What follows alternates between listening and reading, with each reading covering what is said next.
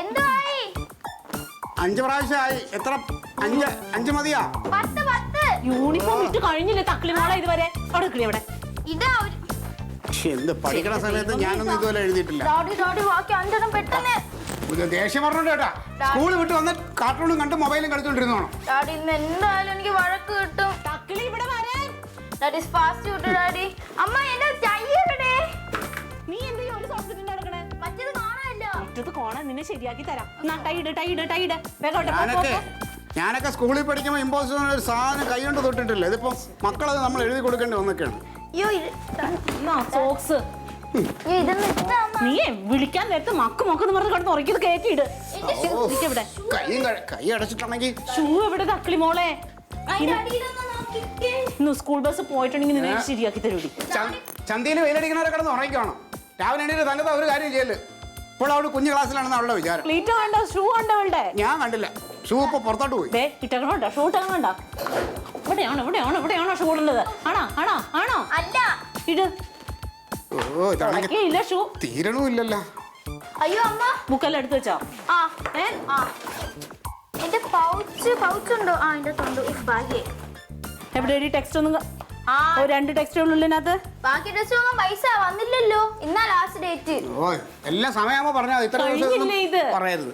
പൈസ ലാസ്റ്റ് അതാണ്. ഇല്ല, 1 2 3 4 5 6 7 8 9 ആയി. തക്കളി വെള്ളം വെച്ചിട്ടുണ്ടോ നോക്കി അതിനകത്ത്? നീ പോയി അതെടുക്ക്. ഇവിടെ വന്ന് വെള്ളം എവിടെ? ഭക്ഷണം കഴിച്ചാ? വേണ്ട, എനിക്ക് വേണ്ടമ്മ.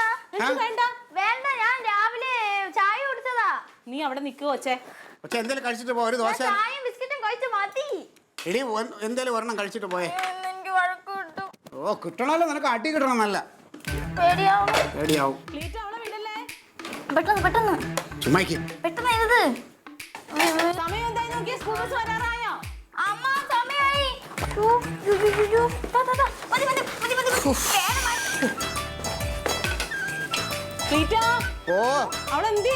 അവള് വേണ്ട ബുക്കൊക്കെ എടുത്ത് കഴിക്കണ്ടേ? വേണ്ട, ഞാൻ പോണേ ചാച്ച. സമയായി.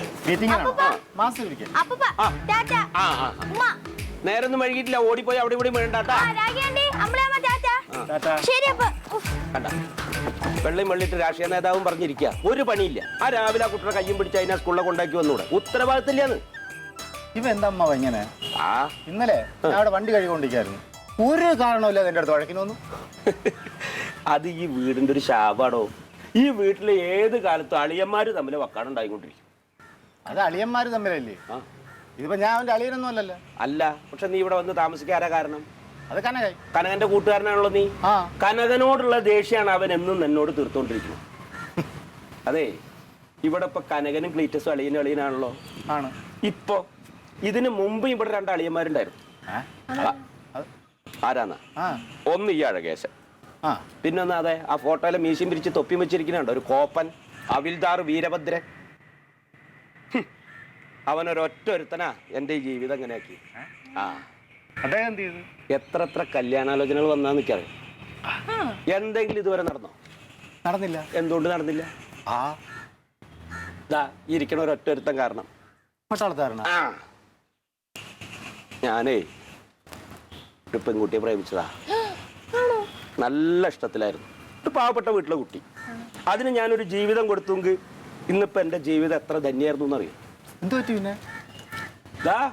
അവിൽദാർ കുടുംബത്തിന്റെ മാനം പോകുന്നു. അങ്ങനെ കുടുംബത്തിന്റെ മാനം കാക്കാൻ വേണ്ടി പ്രേമിച്ച പെണ്ണിനെ ഒഴിവാക്കിയിട്ട് നിൽക്കണോന്നാ ഈ അഴകേശൻ.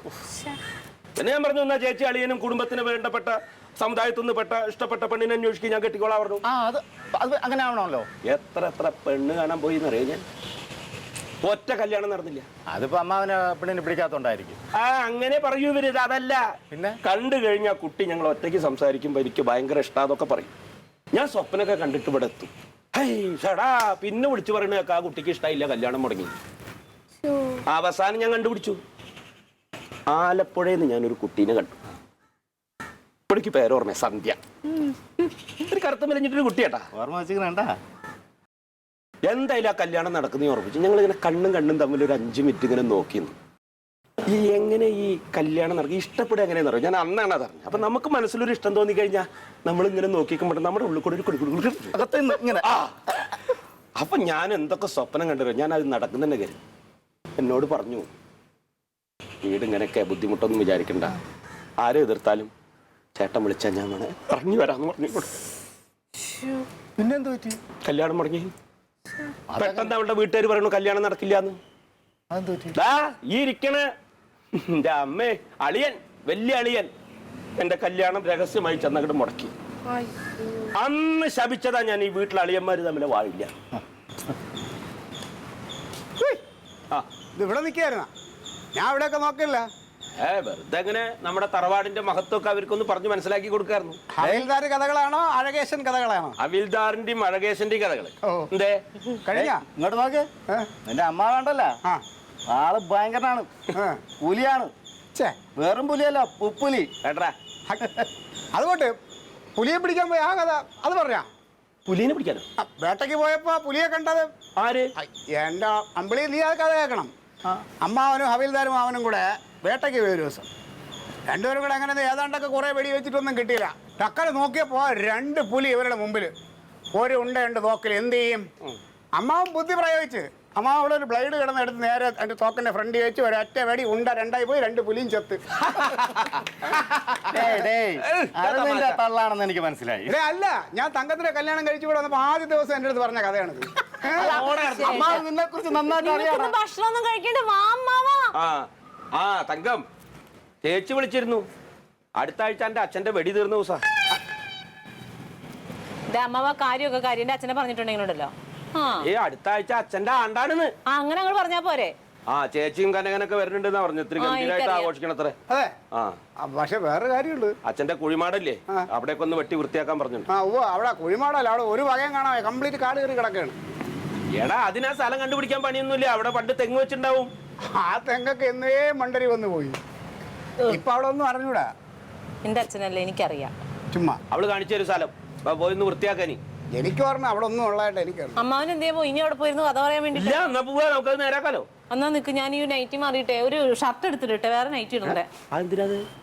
അതെ, മറ്റേ എന്റെ 500 രൂപ ഷർട്ട് ഇട്ടുണ്ട് 90 രൂപയുടെ പണിക്ക് പോകില്ല. ആ ഷർട്ട് ഇട്ടാലേ അവർക്ക് ഇപ്പൊ ഇത് വരൂ. അതാണല്ലോ അവരുടെ സ്റ്റൈല്. പെണ്ണിന്റെ കാര്യം, ഒരു ഷർട്ട് മേടിച്ച് വെക്കാൻ വയ്യാത്ത അവസ്ഥയായി പെണ്ണുങ്ങളെ കാരണം. അയ്യോ ക്ലീറ്റോ, ഓ ഇത് നോക്കിക്കേ. എന്തോടി?